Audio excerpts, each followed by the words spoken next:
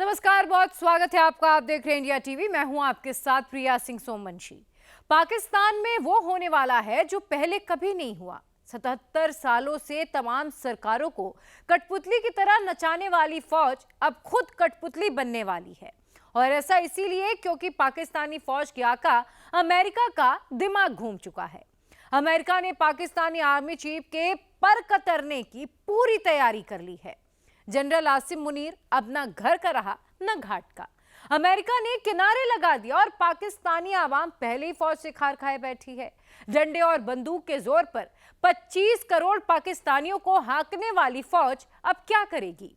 क्या पाकिस्तान में फौज और आवाम की खूनी जंग छिड़ेगी? सब कुछ देखिए इस रिपोर्ट में। पाकिस्तान में आर्मी चीफ का खेल खत्म। काम तो पाकिस्तान के 4 डिक्टेटर्स के साथ नहीं हुआ जो पाकिस्तान के मौजूदा आर्मी चीफ के साथ हो गया है।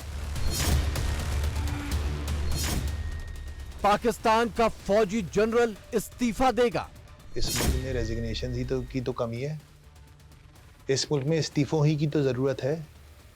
लोग इस्तीफे ही तो नहीं देते। मोस्टली उन्होंने जिसमें इस बिल में नाम लिया गया, टारगेट किया गया, वो पाकिस्तान के आर्मी चीफ के हवाले से कहा गया है।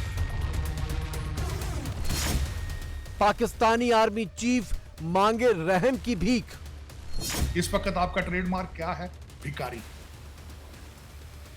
सऊदी अरब में भी भिखारी, दुबई में भी भिखारी। मैं आपके सामने आज हाजिर हूँ जनाब इमरान खान का पैगाम लेकर।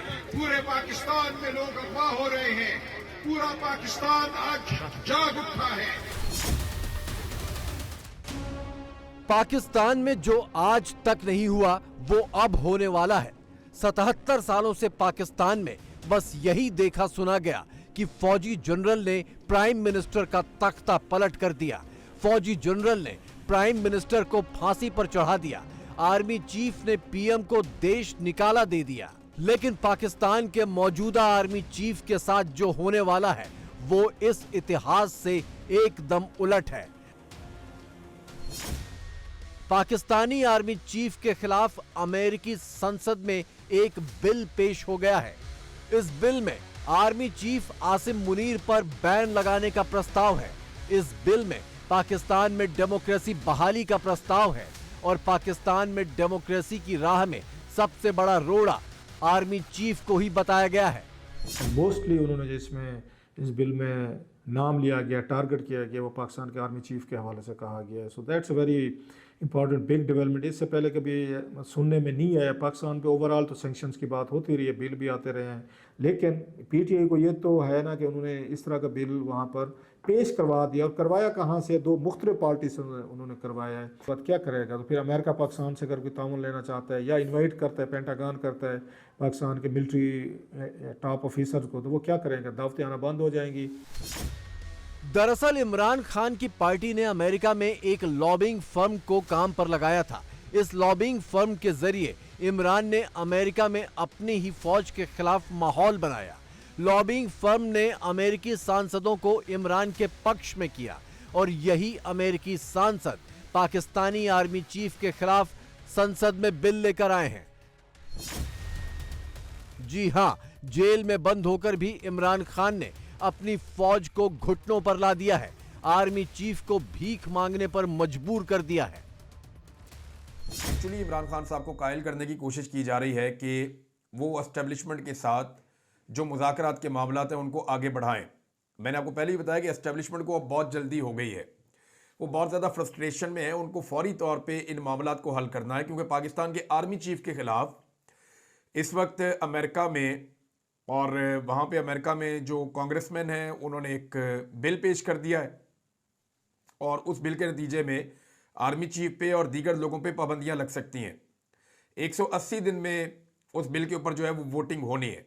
ये काम तो पाकिस्तान के 4 डिक्टेटर्स के साथ नहीं हुआ जो पाकिस्तान के मौजूदा आर्मी चीफ के साथ हो गया है कि अमेरिका में उनके खिलाफ पाबंदियों का बिल पेश कर दिया गया है और उनका नाम कैटेगोरिकली जो है वो जो विल्सन ने लिया है। फिर जो अमेरिका से एक वफ्द आ रहा है सेनेटर्स का, कांग्रेसमैन का, उनके हवाले से भी खबर है कि वो इमरान खान से मिलने की कोशिश करेंगे और पाकिस्तान तहरीक इंसाफ के लोगों को मिलेंगे।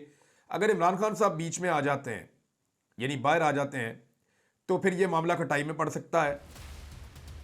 सिर्फ मुल्क के बाहर नहीं बल्कि इमरान खान ने फौज के अंदर भी आर्मी चीफ के खिलाफ माहौल बना दिया है। पाकिस्तानी फौज के कई अफसरों ने आर्मी चीफ के खिलाफ बगावत कर दी है। कई अफसरों ने आर्मी चीफ को एक चिट्ठी लिखी है जो लीक हो गई। चिट्ठी में कहा गया कि आर्मी चीफ ने फौज की छवि बर्बाद कर दी। चिट्ठी में कहा गया कि आर्मी चीफ ने 1971 वाले हालात फिर से पैदा कर दिए। चिट्ठी में आर्मी चीफ को कहा गया कि उनका वक्त पूरा हो गया है, वो इस्तीफा दें और सम्मान से चले जाएं। इस मुल्क में रेजिग्नेशन ही तो कमी है। इस मुल्क में इस्तीफों ही की तो जरूरत है। लोग इस्तीफे ही तो नहीं देते। ओ भाई रिजाइन करो, कुछ नहीं होता। Incompetent craftsman blames the tools. नाच ना जाने आंगन टेढ़ा। इस मुल्क को पता ही नहीं था प्रॉब्लम क्या है, अब जाके तो पता चला है मसला क्या है। समझ रहे हो ना? जी जी समझ। इससे पहले तो पता ही नहीं था मसला क्या है भाई। अब पहली दफा खैबर पख्तूनख्वा से लेकर कराची तक सबको समझ में आ गई है। ये सब इसी से तो मुझे उम्मीद हो गई है। First time in the history of Pakistan people know what the problem is. Einstein का कोट है ना, मुझे 60 मिनट दो मसला हल करने के लिए, 55 मिनट लगाऊंगा सवाल समझने पे। ये पाकिस्तानियों के 55 मिनट पूरे हो गए हैं, अब 5 मिनट का खेल बाकी है। सवाल समझ में आ गया इन लोगों। जो पाकिस्तानियों को समझ आया है वो इन तस्वीरों में है। ये घटना पाकिस्तान के पठान इलाके की है, जहां एक शख्स पाकिस्तानी झंडा लेकर निकला तो भड़के पठानों ने मार मार कर उसका हुलिया बिगाड़ दिया। ये हालात बता रहे हैं कि पाकिस्तान में पंजाब की सरहदों के बाद पाकिस्तान का कहीं कोई नामलेवा नहीं है। पठान बहुल खैबर पख्तूनख्वा जैसा हाल बलोचिस्तान का भी है, जहां ना तो पाकिस्तान का झंडा फहराया जाता है, ना पाकिस्तान का नेशनल एंथम गाया जाता है। ऐसा इसलिए है क्योंकि बलोच और पठान पाकिस्तानी फौज से हद तक नफरत करते हैं और अब पाकिस्तान के वजूद को ही ठुकराने लगे हैं। क्या वजह है कि बलूचिस्तान के स्कूल्स में पाकिस्तान का झंडा नहीं लहराया जा रहा? ये कहा जा रहा है कि वहाँ पर स्कूल्स, कॉलेजेस, एजुकेशनल इंस्टीट्यूशंस में, कॉलेजेस, यूनिवर्सिटीज़ तो खैर हैं ही वहाँ पे कितनी, लेकिन स्कूलों में भी पाकिस्तान का झंडा नहीं लहराया जा रहा था। वहाँ पर तो पाकिस्तान का नेशनल एंथम ही नहीं गाया जा रहा, क्योंकि बलूचिस्तान के चप्पे चप्पे पर तो BLA का कब्जा हो चुका है और वहाँ पर तो कोई भी ऐसा हिस्सा नहीं है जहाँ पर आपका कंट्रोल रहा हो। मैं तो इस बात पर हूँ कि शुक्र करें आप ये नहीं कह दिया कि वहाँ पर हिंदुस्तान का झंडा लहराया जा रहा है बलूचिस्तान में। वो ये भी कह देते, अब तो ये भी बात नहीं जो खबरें आ रही हैं, हिंदुस्तान का नेशनल एंथम गाया जा रहा है। देखिए, अब हालात जब यहाँ तक पहुँच जाएं तो फिर आपको अपनी गलतियों, कोताहियों, खामियों को तस्लीम कर लेना चाहिए। और अगर आप तब भी ऐसा नहीं करेंगे तो फिर देखिए, पहले जो एक बार हो चुका, तारीख तो अपने आप को दोहराती ही रहती है। फौज से नफरत के चलते बलोच कौम पाकिस्तान तोड़ने को तैयार है। महरंग बलोच समेत कई महिला लीडर फौज और ISI की कैद में हैं।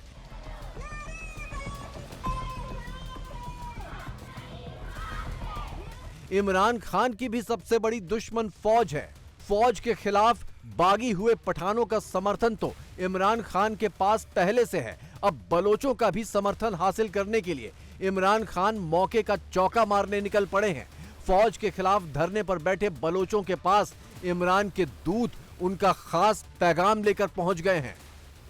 मैं आपके सामने आज हाजिर हूँ जनाब इमरान खान का पैगाम देकर। कोई सही नहीं आ रहे हैं, बलोच खून से ज्यादा कीमती नहीं है। हम पूरे पाकिस्तान में आपके साथ खड़े हैं। इमरान खान जेल में पाकिस्तान का मुकदमा लड़ रहा है। इमरान खान जेल में आपके लिए है, वो हर गुमशुदा शख्स के लिए है। जिस तरह आपके प्यारों को उठाया गया, उसी तरह आज पूरे पाकिस्तान पर हमला है। पूरे पाकिस्तान में लोग अगवा हो रहे हैं। पूरा पाकिस्तान आज जाग उठा है। आज जितनी भी बलोच बीबियां कैद में हैं, महरंग बीबी, बाकी उनके साथ शेरनियां जो इस वक्त जेल में हैं, हम उनको आजाद कराकर छोड़ेंगे। 77 साल से बलोचिस्तान के साथ नाइंसाफी हुई है। आपके वसाइल को लूटा गया है। आपकी गैस, आपका तांबा, आपका सोना, सब कुछ लूटा गया है। हम ये लूटा हुआ माल आपको वापस दिलाएंगे।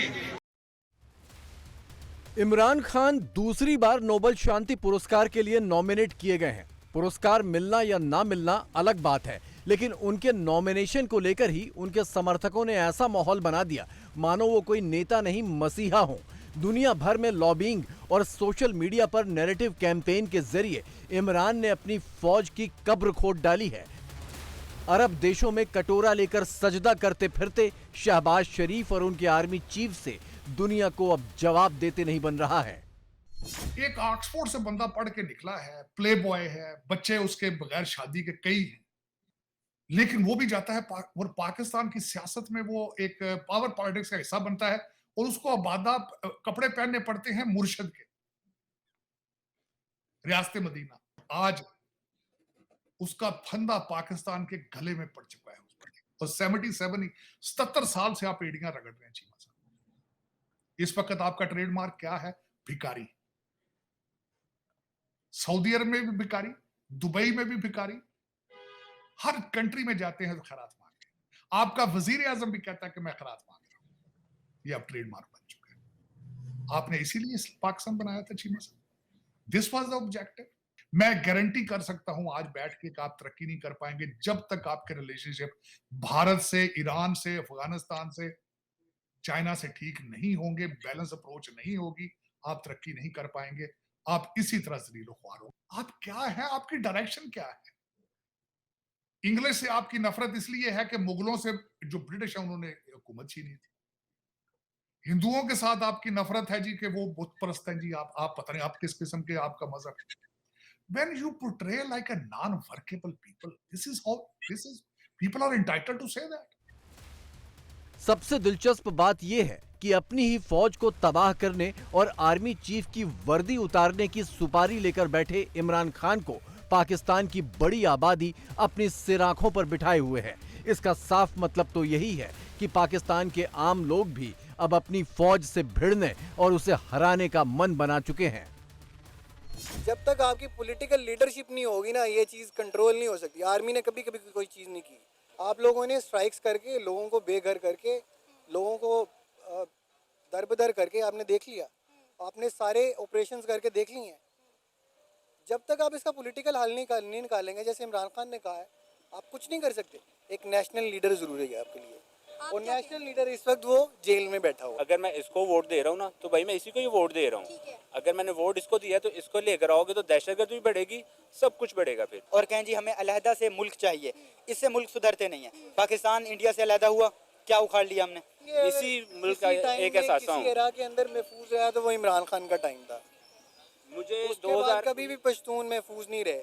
अब हमें बताया जा रहा है कि जी अफगानिस्तान दहशतगर्द है, जो कि हमारे भाइयों की तरह है। पाकिस्तान ऐसा मुल्क है जहां फौज की मर्जी के बगैर पत्ता भी नहीं खड़कता। 77 सालों से यही होता आया है। कितने भुट्टो, जरदारी, शरीफ, खान आए और गए, सबको नाचना पड़ा फौज के ही इशारों पर। फौज ने जिसे चाहा कुर्सी पर बिठाया, जिसे चाहा कान पकड़कर उतार दिया। लेकिन इस बार एक पठान फौज पर भारी पड़ गया है। तो क्या पाकिस्तानी फौज अपनी 77 सालों की बादशाहत यूं ही जाने देगी, या फिर सत्ता बचाने के लिए अब अपने ही लोगों से जंग लड़ेगी? तो उनको आप ना डरा सकते हैं, ना झुका सकते हैं, ना वो जेल से डरती है, डटी हुई है। मेरे ख्याल से इस निज़ाम को अब सोचना होगा कि अपने फैसलों पे सोचना होगा, क्योंकि ना तो वो इस जोड़े को झुका सका है, ना डरा सका है, ना धमका सका है। तो मुल्क की बेहतरी इसी में कि खान साहब से जो खान साहब के साथ हुआ है उस पर माफ़ी मांगी जाए। मुल्क की बेहतरी इसी में है कि 25 करोड़ आवाम की सुनी जाए, और जो 25 करोड़ आवाम ने जिसको मैंडेट दिया है उसी को मैंडेट दिया जाए और मुल्क आगे लेके जाया जाए। तो खान साहब हैं तो हम सब हैं, और खान साहब जिस पे हाथ रखेंगे वही लीडर होगा, जिस पे से हाथ उठाएंगे वो लीडर नहीं रहेगा। लोगों को बेवकूफ़ बनाने का सबसे अच्छा तरीका है कि असली दहशतगर्द को पाकिस्तान में घूमने दो, बच्चों को मारे, औरतों को मारे, अहले तशी अहले सुन्ना को लहू लहान कर दे, और इधर जी डिजिटल टेररिज्म की बात करो। एक तो नालायक है, ऊपर से बुज़दिल है, ऊपर से बच्चों का खून पीते हैं। इनसे आप और तवक्को किस चीज़ की करती हैं? ये चाहते नहीं है कि सिंध अपनी गुलामी से निकले। जिस तरह बलूचिस्तान के बराजमान में इस सिंध और सिंध की आवाम को कभी भी गुर्बत से नहीं निकालना चाहिए।